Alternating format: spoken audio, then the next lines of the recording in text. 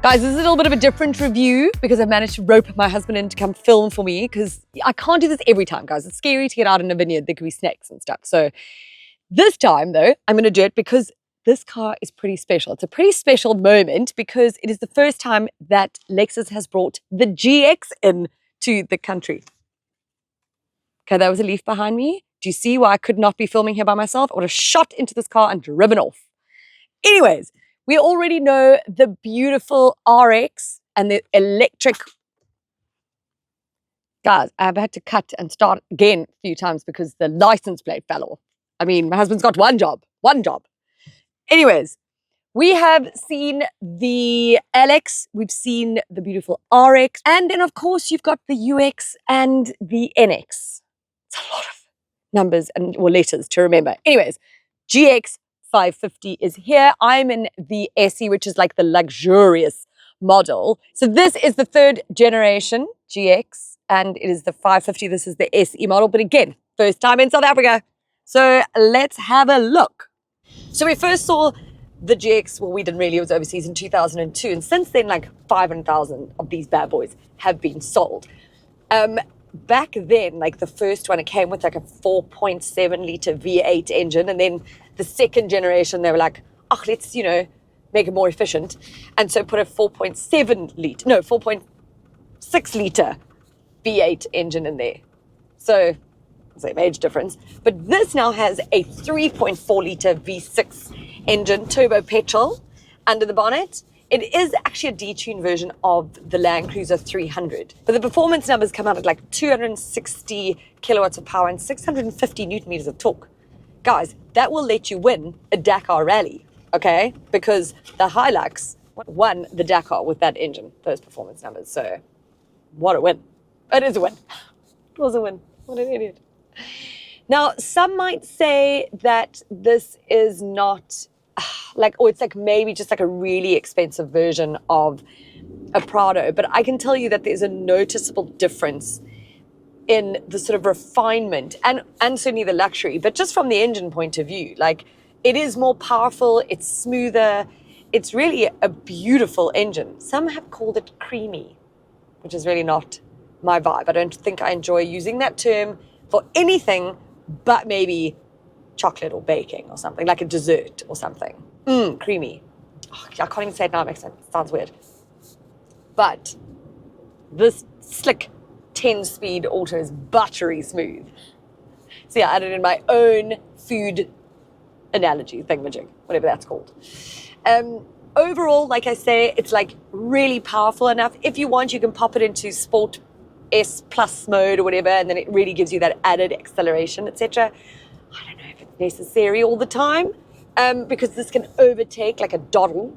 Also, you might then want to watch your fuel consumption so I'm sitting at 16.3 liters and I'm in eco mode.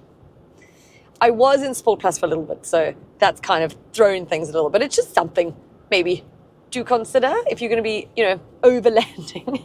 But like I say, I think often people who are in this sort of price bracket are probably not that concerned about fuel consumption. I think we worry about different things, us and them. Okay, let's chat interior. I'm going to be very honest. I wasn't always the biggest fan of a Lexus interior. They had things like that mouse pad tracky thing, which I hated, but kudos to Lexus, they got rid of it. Now I find this to be really very sort of premium, very luxurious. It's set out well. The infotainment system is much better than it used to be as well. It's like a real upgrade. This is like a 14 point something, I think 14.3 or something inch touchscreen infotainment system. Beautiful. The graphics are pretty. Yeah. Android Auto. Well, that's what I've got. So I'm not going to mention Apple CarPlay. Obviously, it's got it, but seamless. No issues with it, which is a big thing for me because I'm having a lot of problems with those lately. It's also far more premium in here than it is in a Prado. So I keep using that sort of comparison because people have mentioned it so often where they're like, well, why don't I spend this if I can get a Prado? Like, you can, but this is just your luxury version. This is the SE model as well. So it is very much more luxury focused, whereas the Overtrail model is off-road focused. Not to say that this can't hit an off-road, let me tell you. I've just come off some gravel you may have seen. You wouldn't even have known because it was so lovely. Also got a higher ground clearance than a Prado. At 220 millimeters, the Prado I think is 216. No problem. I had to stop at some roadworks, guys.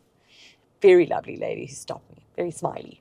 Also something to note, this SE model has a slightly lower tow rating than the Overtrail model at 3,130 kilograms. Maybe that matters to you. Maybe it doesn't. Can still tow, for sure. Back to the interior though. So this comes very, very well spec'd. In fact, you can't get more on these cars. That's something I do very much appreciate about Lexus so often. There's no need for optional extras because it's got everything. So this has got a head-up display. It's got a panoramic sunroof. The Overtrail has a standard glass sunroof. This has got like a 21 speaker Mark Levinson sound system. It's got a heated and ventilated seats, massage seats up front here. I don't actually know what else you would need, to be honest. Automatic climate control, adaptive cruise control. It's got this really cool center console that's cooled. In fact, I have my water bottle in here and it is like ice cold. Ice cold. It doesn't look it, but I can feel it. Not vodka. Again, guys, this is water. I promise it is water.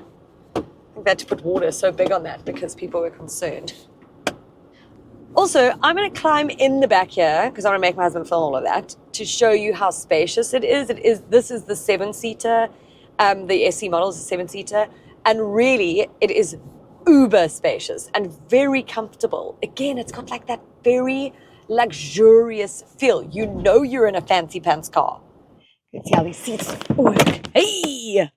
Oh, God. Hey, that's not so bad to get into. Okay, I've got Lucas' seat in here. Let me put this down as well. So, see, I've got hubby filming me, guys. Look how much I do for you. There we go. Oh, okay. So now, come on in and see. Okay. We put Lucas' booster seat in here. It's pretty cool. He's very comfortable. He likes that he's at the back. I'm going to pull this back so you can then see. Hey. And then that, actually really easy. But look here. Okay, I'm not going to sit in the middle like this. But look how much leg room I have. So I am often one who says that like 7-seaters are like only for the boot space. Like where you put them all flat and you just use the boot. Because like right now, look, there's no boot. But I do like last night we went out for dinner for my hubby's birthday. Shout out to him. And I had my mom and dad, hubby, my brother, Luca, and me driving. Everybody was comfortable. Like there was enough space in here. You've even got like USB ports here, C ports, you know. And then this is a button on even. Wait. Hey. Oh, you see, I forget. Electric. So these will fold electrically. These are like the tumble and roll ones that you've got to do manually. But I've just shown you that it's actually really easy. All right. We're done. Okay, I'll show you that small boot I was speaking about. Look at that little guy. I can't even fit in there. Guys, okay, so that is really teeny tiny. So it's like, just for like a field bar. But you see this vibe. Wait, oh yeah. Left, right, right, left, left. That's one. Look how nice and easy that is. Can you see? Yo, that did that like really. Oh, and it goes all flat. You see now, okay, I can't do it now because I've got Lucas' seat, but like, look how much space is now in this boot. So if you do you know what, this is quite nice though? Because if you do need, like, I'd put Archie here, obviously, but then this leaves me quite a lot of space for packing. Epic. Love a 7-seater. Okay. Okay. Now I'm like full in my athleisure wear. So the price comes in at 1.829 million. And I don't even think that matters at this point because in its first month, guys, of this car being launched, they sold 63 units.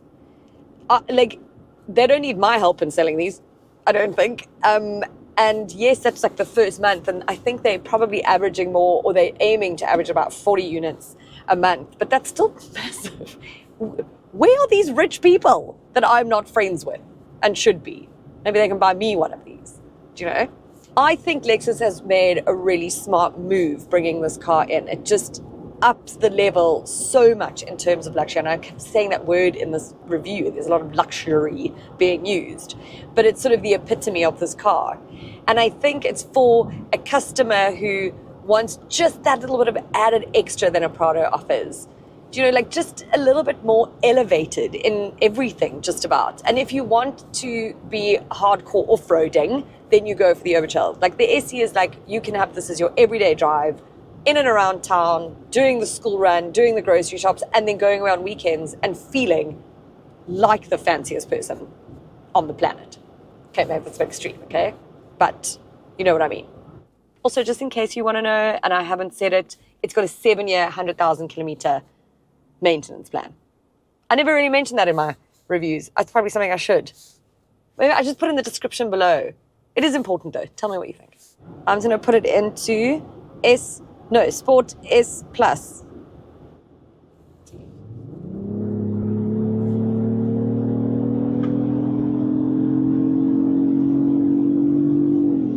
Oh, it's a beautiful little sound, isn't it? That is nice. Okay, just used a tank of petrol. Let me pop it back into eco because I can't afford to fill this guy up. Being quite a shorter person, one of the best features of this car, let me just show you. Check it out. I love this. And you're gonna it's so much easier to get in, guys. And it does it when I come out too. Do you know? Fab. Okay, bye.